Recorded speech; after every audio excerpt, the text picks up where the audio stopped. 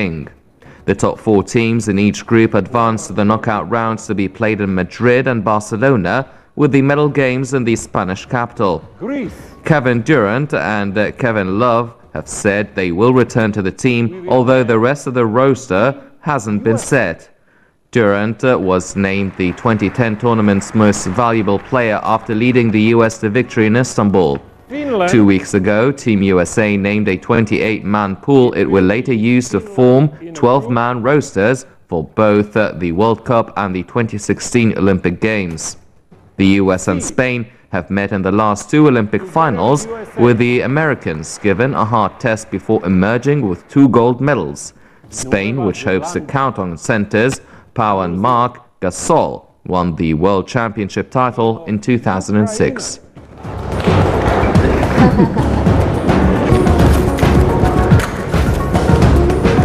República Dominicana. Yes, it is a team of Turkey for Group D, Lithuania.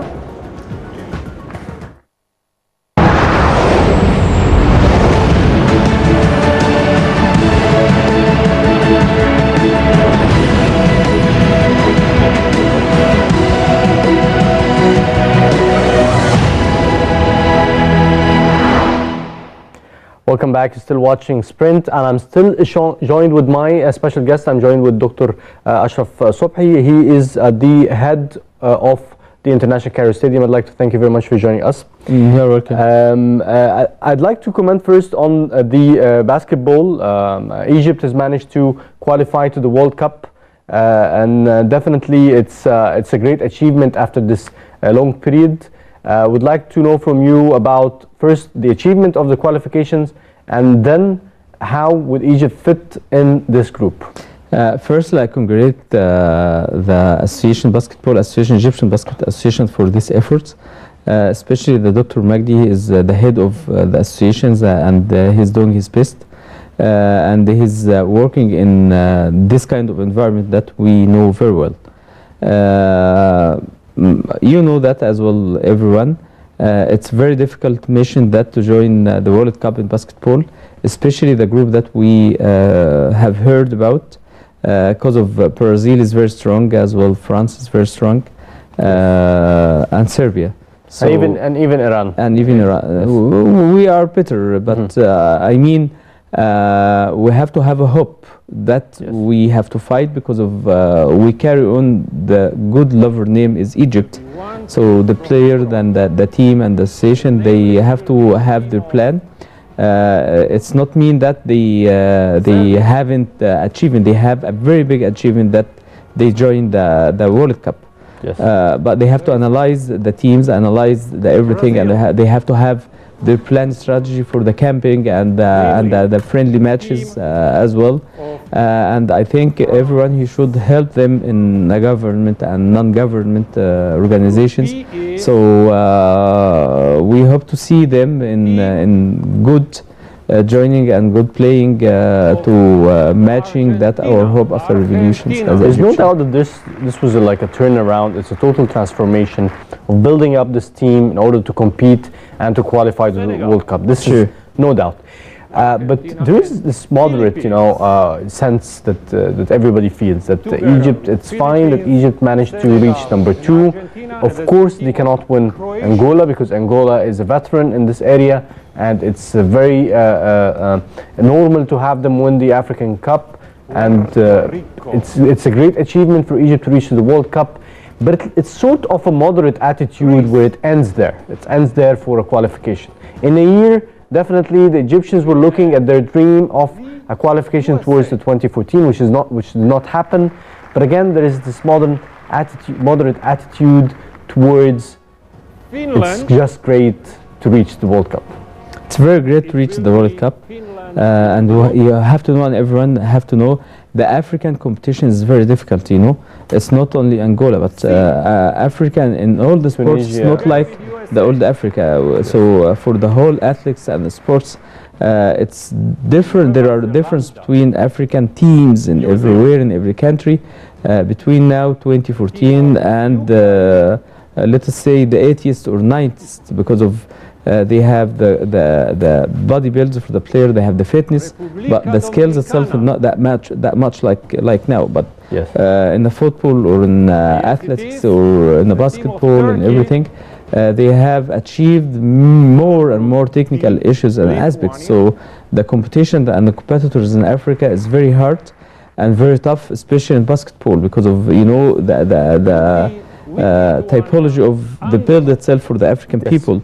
Physically. Yeah, physically. So this rank of Egyptian and the competitions for African level, it's good, and the big issue that they qualified for this kind of World Cup.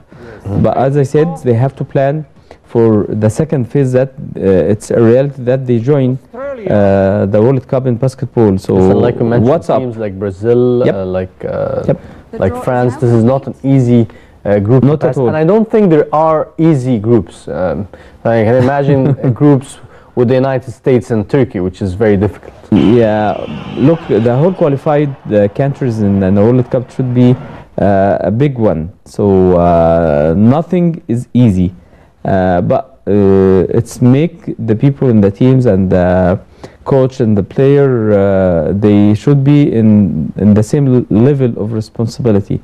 Yes. Yeah, so definitely they start. Yes, Just it's, start. it's a good start, and we hope the team would continue, not only a significant qualifications to World Cup, but also a significant qualification towards quarterfinals and semifinals. Let's hope for that and aim for the highest. I hope that the team, I'm sure the team is definitely having the same hopes for that. We need achievement as a Egyptian people in this time, especially in sports. So it make more reality for our country. Yes, and I think sports moves even the morale and the general mood of the country. So continuing with sports in Egypt and looking at the state in general. So Egypt had a lot of challenges when it came to Olympics. We did not really perform well. You have been also with clubs like Zamalek, and you know how the clubs operate and prepare champions. What is exactly happening, in your opinion, when it comes to making champions towards Olympics, towards individual games, or even team games? Look, sports and competitions and building the teams and building anything in the sports without a plan, without a planning, it does mean nothing we could achieve. And the planning should be more than 4 years. I'm not planning for 1 year or even 2 years. And there are a sort of conflict happen nowadays, or happened since we start after 2011. So we have to go out and go far out of the personal conflicts, because we have to remember we are running the sports in Egypt. Changing management or conflict management, it should be in our considerations. If we build ourselves, we have to go for what we will do and what our plan for the excellency in 2018 and 2022. This is our visions and our plan. So the people that they are in the age of 14 years old, they should be our target, because of this year, after 4 years, it will be in 18 and 22. Yes, and 42. So this the age that we could compare and we could share and join the international level or a continental level or the African level, you know. And even for the continuity. And even for the continuity. So we have to put our vision, strategy, the plan, and make this one in a level of associations and a level of responsibility of every level. The Olympic Committee, they have to know what their steps, what their level, what their liability exactly. So the conflict of liability and responsibility make this kind of confusions for everything, for everyone, for the listener, for the viewer, for the anyone practice the sports self, which lead us the downhill, not the uphill, you know. Yes. So it's not easy at all. So the sports, it's a kind of business. The sport is a kind of economic. The sports is a kind of reality.